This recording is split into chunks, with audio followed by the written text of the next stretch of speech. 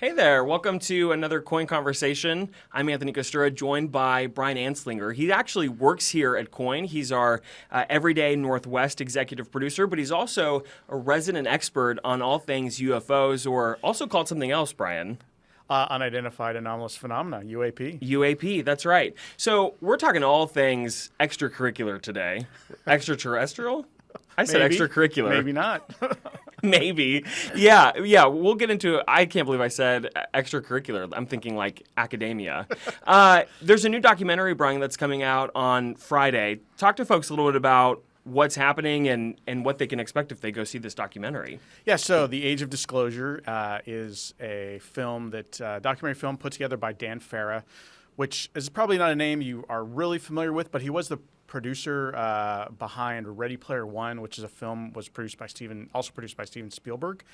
And he spent 3 years interviewing more than 30 intelligence insiders, Pentagon insiders, members of the military and politicians, trying to put together a film that sort of lays out an alleged 80-year cover-up of programs inside our government and inside other foreign governments that apparently are retrieving, allegedly, and trying to reverse engineer, allegedly, non-human craft, non-human technology. And this is a secret war, essentially, between nations to try a race, essentially, to try and reverse engineer this technology and gain an upper hand militarily, I suppose, in our world.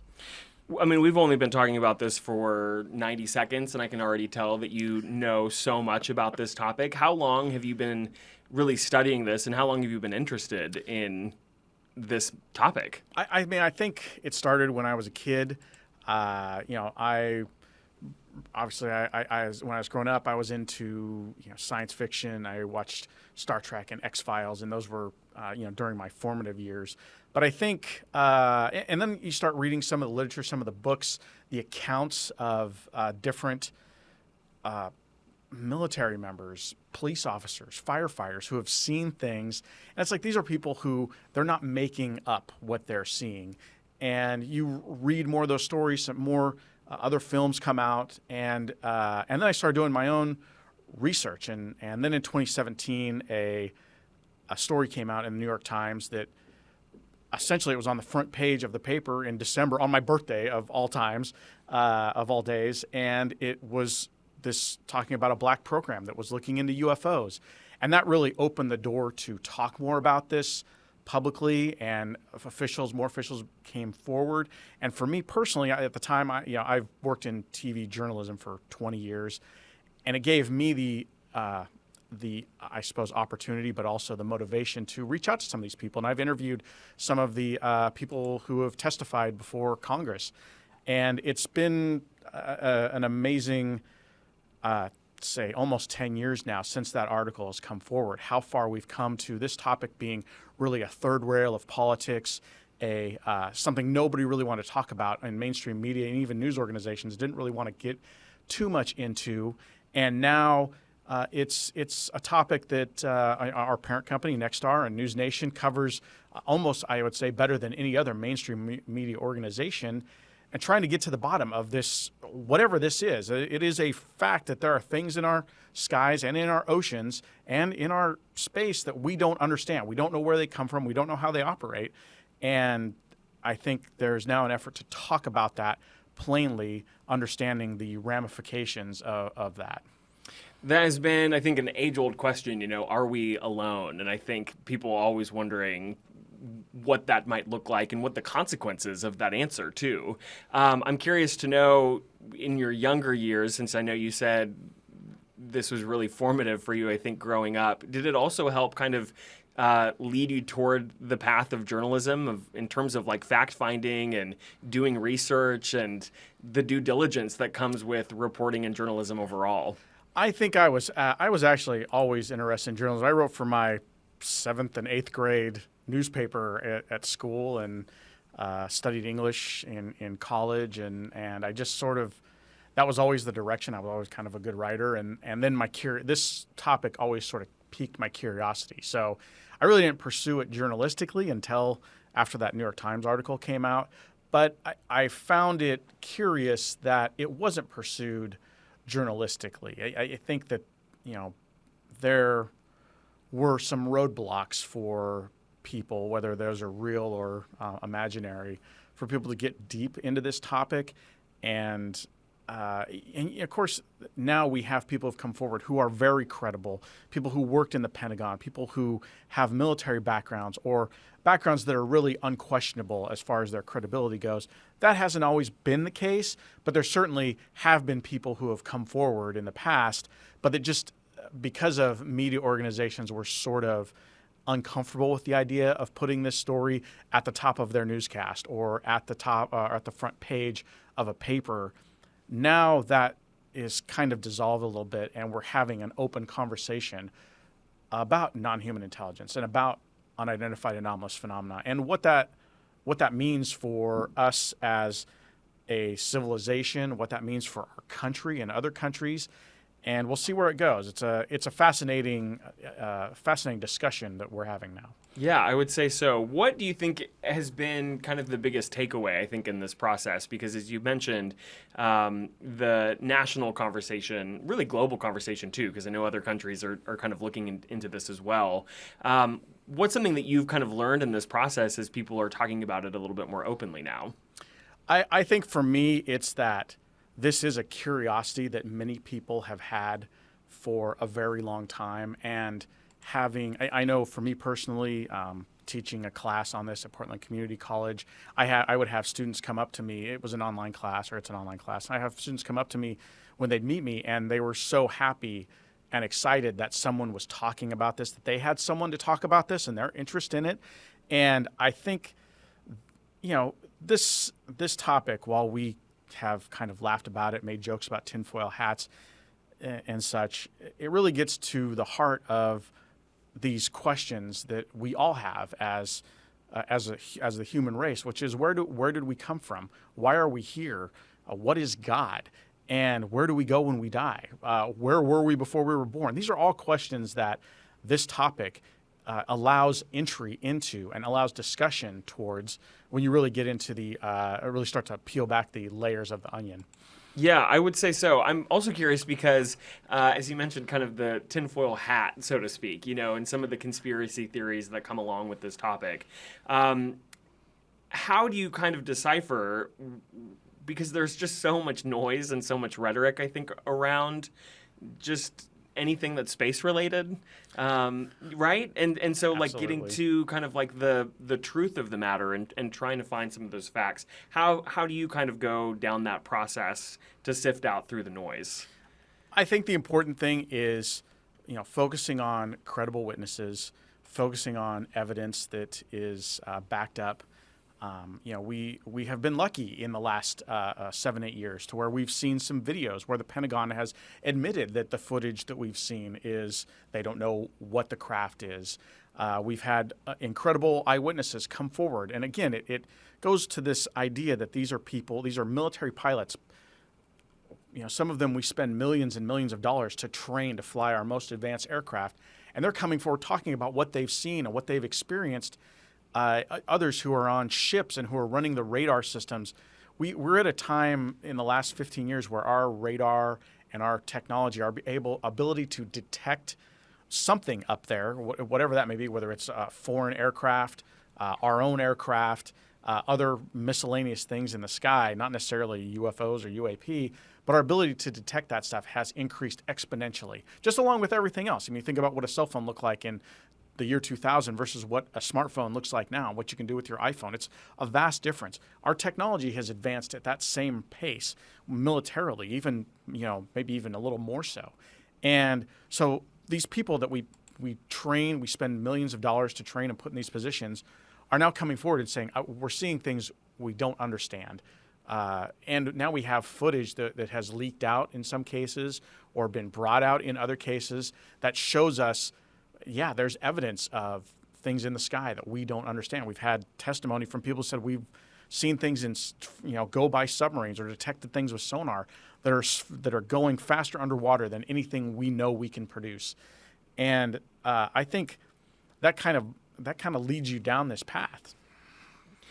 So, because with that in mind, I think the thing that I was getting at is really as new information comes to light, it seems like you wouldn't want to rule anything out because there's probably still so much that we don't know. So, is that kind of your sentiment as well? Is it's like anything could be a possibility until it's investigated, just because there's so much gray area, I guess, for lack of a better word. I think that the term, Anthony, is keeping an open mind. Yeah. And, we have for so long as a society had a closed-mindedness to this topic. Now we've opened our minds a little bit to it, to the possibilities. And I think there are a number of things that warrant a closer look, but you always have people who are out there looking to, maybe every day there's videos posted on social media, on YouTube or on X or on Instagram that are fake, made-up videos. We live in the era of AI, where you almost can't believe anything that you witness or you look at, any videos or photos that are produced, because the computers are so good at reproducing them, which is a whole other issue when it comes to this topic.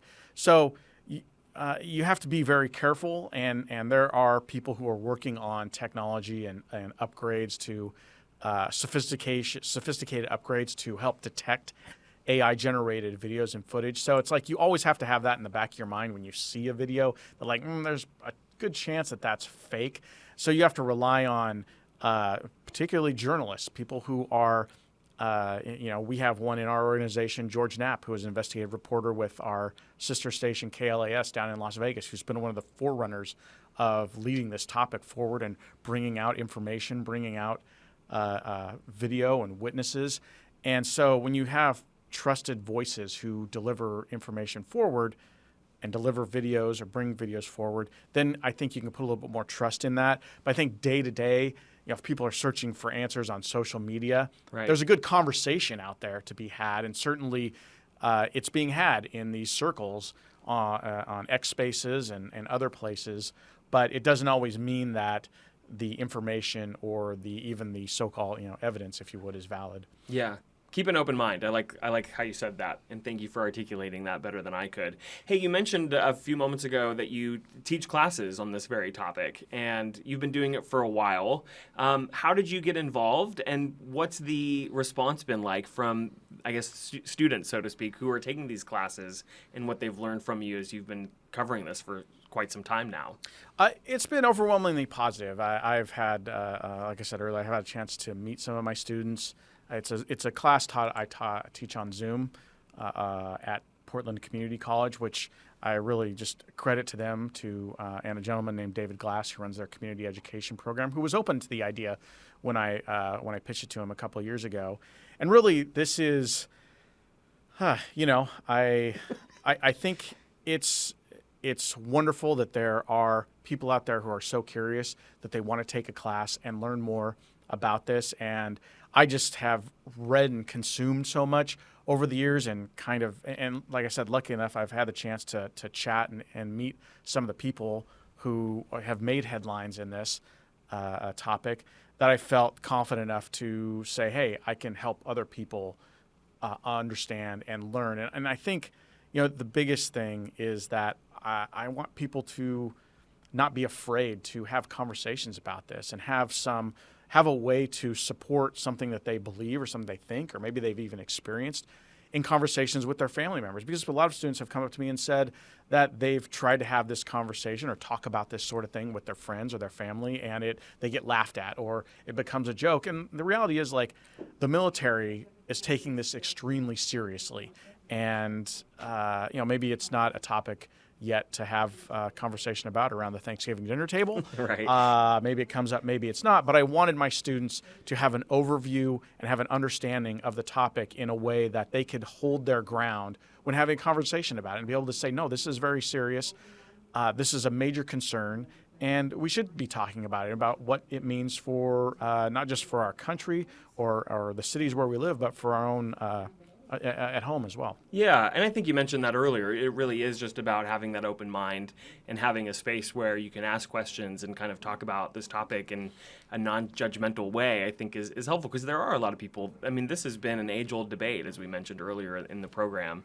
I know that you have a new course coming online this winter, and as I understand it, folks are going to be actually debating some of the incidents potentially that they've seen. As you mentioned, like maybe not something to be talking about over the Thanksgiving table, but how is the framework there in terms of having people debate some of these incidents, and what might that look like? Well, Anthony, we're going to find out, because I haven't tried this before. Okay. It was just really a way for trying to find a way to inspire a little bit more discussion in a class.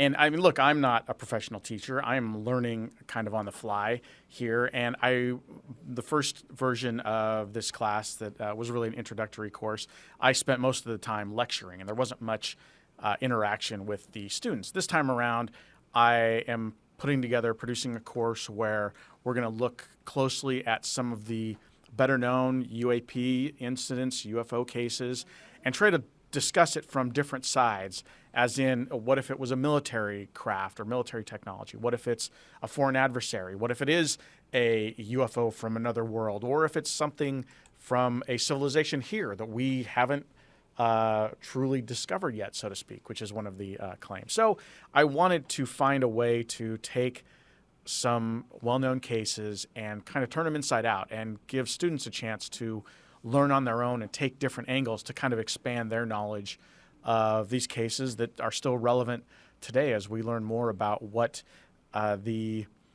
is inspiring a movie like The Age of Disclosure, and this idea of an 80-year cover-up of a reverse engineering program to exploit non-human and off-planet technology, as they call it.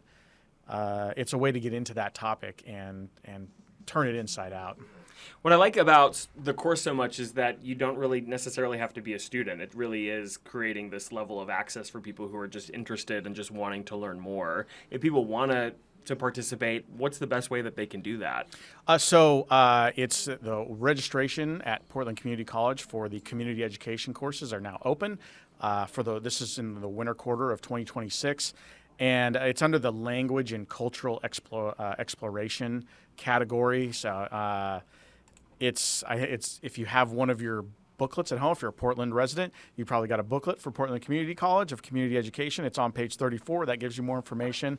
But it is called Investigating the Evidence, a deep dive into UFOs and UAP cases. And so you can also look it up on pcc.edu. Is a good way to go. And the best part is it's community education, so you don't have to be a student at Portland Community College.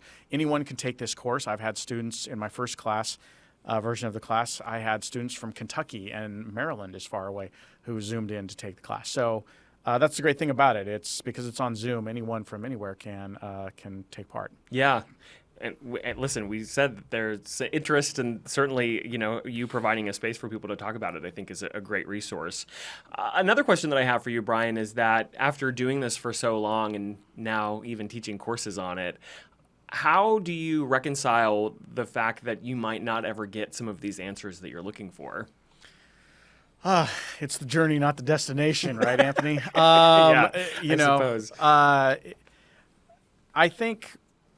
I think for personally, this mystery is enduring, and it does go back to some of the questions that I think we all would like to have answers to. And I think for me, the pursuit of those answers kind of just keeps driving me forward. And I also have, in my heart, I know that, there are people who are ridiculed because of things that have happened to them that they can't explain. And I have seen that firsthand. I have met people who have had terrible things happen to them, nightmarish accounts of encounters, and they don't know what happened to them. They can't explain it. They don't have anyone to talk to because they've tried to bring this up with their family or their friends or their coworkers, and they don't want to hear it. And it's heartbreaking because as a society, we don't want to accept those stories because by and large, we don't want to face the possibility that something that is maybe more powerful than ourselves, maybe more powerful than a human, might be out there, might be able to control us in that, so to speak. I mean, not to not have a better word to describe it. And Yeah. and so I think just like a conversation about death, nobody really likes to talk about death, but we're all going to face it. In this particular case, I think there are people out there who have had some really incredible experiences, some of them positive, some of them negative. And I think for me, I just want to make this topic a little bit more mainstream and make people more comfortable talking about it so that people who are having these terrible things happen to them feel like they can come forward and find people to talk to about it. And I hope that maybe, I don't know if we're there yet, but maybe somewhere in the next few years that we'll have more support for people who have had things happen to them and that they can't explain. Would you say that you've ever had an encounter like that? Have you ever experienced something like that? I have not had anything that I would describe as an abduction account. Sure. I've had some things happen to me personally that I don't really want to get into, but that were not really scary or anything, just unusual that I couldn't explain, but doesn't mean that they're unexplainable.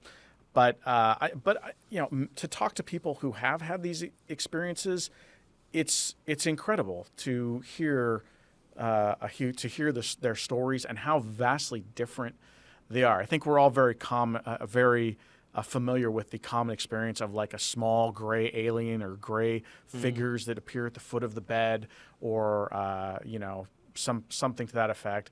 But some of the incidents that I've heard of are far stranger and maybe even spiritual in nature, which I think it makes this topic really, it connects us in a way that I think most people don't realize, but it also is fascinating because there are so many different accounts. And like, why is it that people are having such a wide range of experiences with this phenomena, whatever it may be? It's a question we need answered. Yeah. Have you felt like your experience, just as you have been pursuing this topic, has also changed as well? Just like the perception or even like a stigma that might be associated with the topic? I know we were talking about kind of some of the conspiracy theories, and I think it's easy to label people as nerds or conspiracy theorists, and like there's a whole like gamut of things. And for you, obviously I can sense that there's like a real longing to get some of these answers, and I think that's commendable. But has that changed because people have gotten more open-minded? I certainly think the stigma that was there 10 years ago is not the same now, and that's really good. That's really positive. But it's a line. There's a line that we are really nervous to cross. In the circles that I kind of run in, we call it woo, and it's that idea of abductions and aliens and ghosts or paranormal experiences. And but on the flip side of that, I think there are millions and millions of people out there who believe in angels and who would tell you that their guardian angel watched over them in a certain case. Now, how would that person feel if their angel was standing right next to them? What would their response be? If this incredibly powerful being was right in the same room with them, how would they respond? Would they still see it as a positive? And so it's funny, right? We on the one hand, we think of these of I'd say another form of non-human intelligence as a very positive and benevolent thing. But on the other hand, you do have things that are happening to people that is clearly not benevolent and potentially terrible, so to speak. But we don't know their what the motivations of something might be, but obviously. So but you have these two kind of opposite sides of the coin.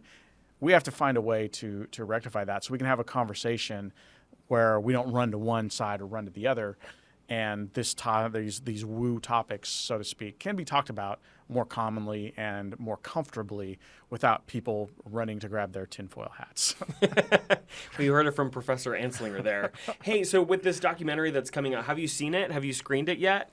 I have not had the chance. It's it only, as far as I am aware, it only was released at South by Southwest earlier this year, and a limited number of people have also been given copies of it. I have not personally seen it. I've just listened to Dan Farr's interviews that he's given on the topic. Some of the other people who have been able to see it, how they've talked about it, and it's the overwhelming. what we call the overwhelming response is that this is something that could move the needle when you have such a large number of people talking about some of the things that they have seen or experienced inside the government.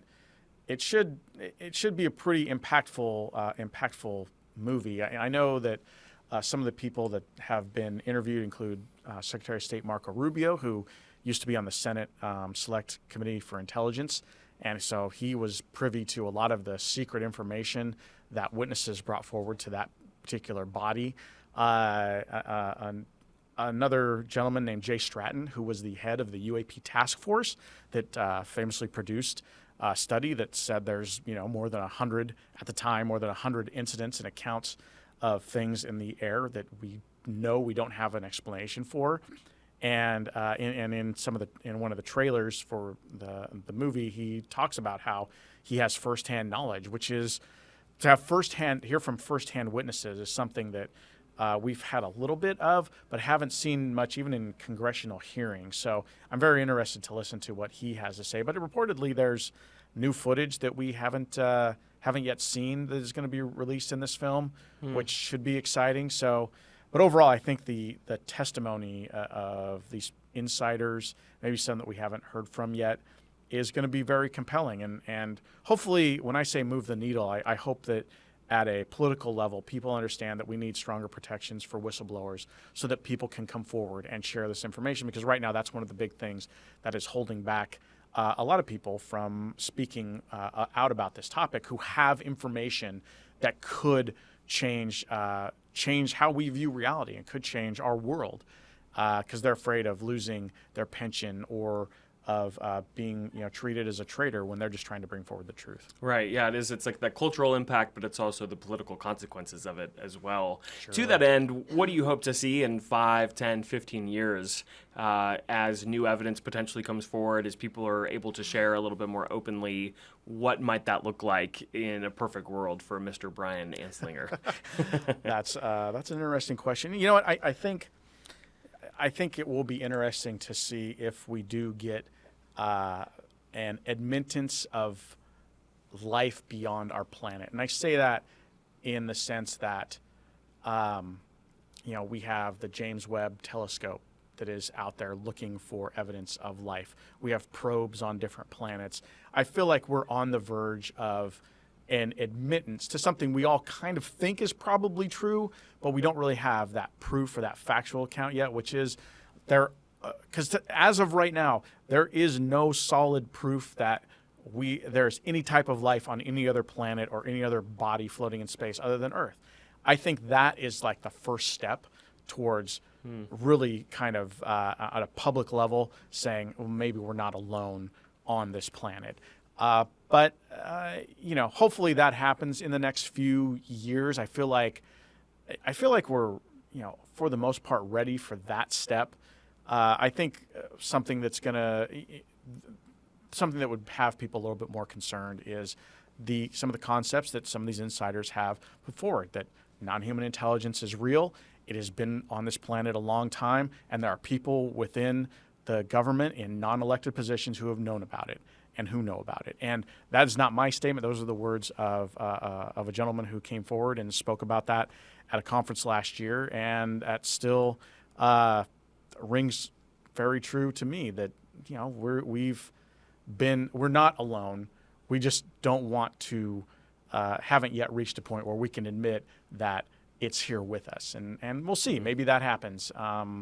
Certainly we haven't seen publicly enough evidence to bring that forward. We just have allegations to that effect. But maybe we'll get there and we'll get some evidence in the next 5 years and some proof that says, oh, okay, now we got to move forward with this thing. And what that means for us, so what that means for us as humans, is a whole other question on top of that.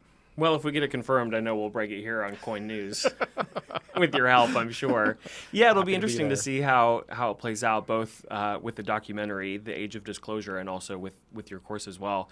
Brian, we're just about out of time. Is there anything else that you'd like to add about the topic or anything else that you want to share we should know? Not if we only have 30 seconds left. I could probably be here another 30 minutes. But yeah. No, but check out the movie if you can. I'm sure it'll be really fascinating. Should open some eyes. I love that. Brian Anslinger, Professor Anslinger, I should say. I don't know if that's really the appropriate title. I'm an adjunct instructor. You know what? I like Professor. I think it sounds a little bit better. Brian, thank you so much for your time. I really appreciate it. Thank you. That does it Anthony. for us here on KOIN Conversations. I'm Anthony Costura. Have a great day. We'll see you next time.